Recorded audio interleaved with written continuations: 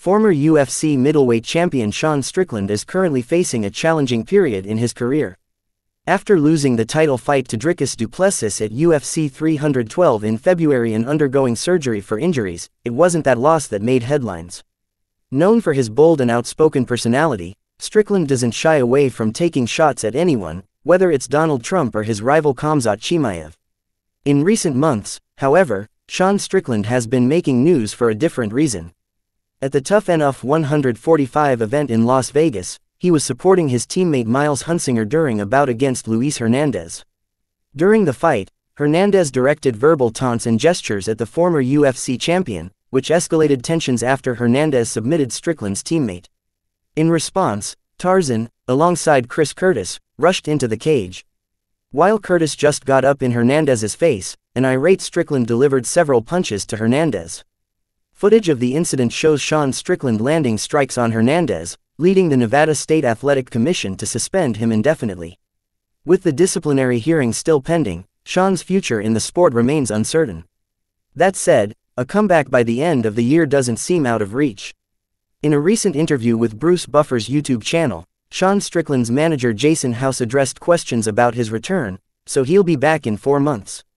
Asked Buffer. Yes, there's been some dialogue. He had to have some surgeries after this last fight, and so, we're just kind of getting on the mend, getting everything situated, and we're hoping to get one more this year and then get him active again next year, Jason House revealed.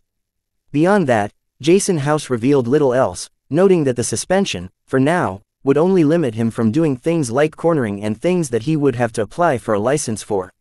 Meanwhile, Dana White & Company have not yet commented on Sean Strickland's suspension or announced an official timeline for his return. Many believe that if Strickland returns, he will likely face Israel Adesanya in a rematch. The two last faced off at UFC 293 in 2023, where Strickland took the title from the then reigning champion. Since that bout, Israel Adesanya, no longer in his prime, has struggled, going 1-4 in his last 5 fights inside the octagon. This downturn in Izzy's career positions Sean Strickland as a fitting opponent for a potential rematch. After the Tuff-N-Uff fight, Chris Curtis rushed into the cage alongside Sean Strickland. However, Curtis did not throw any punches at Luis Hernandez.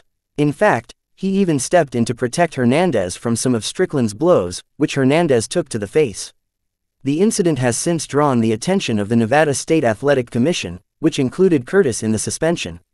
That said, Chris Curtis's punishment is less severe than Sean Strickland's.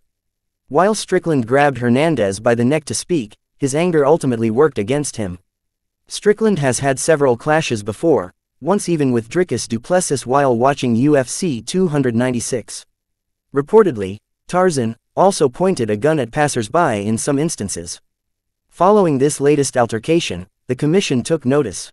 Chris Curtis spoke out to clarify the details of his punishment during an interview with the MMA Hour.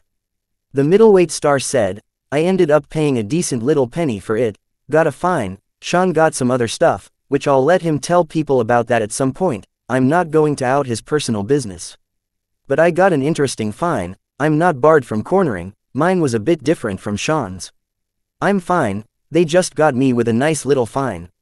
Currently, Sean Strickland's future in the sport remains uncertain as the commission is expected to hold a hearing sometime in August. We'll see how things unfold and we'll keep you updated as soon as new information becomes available. Stay tuned.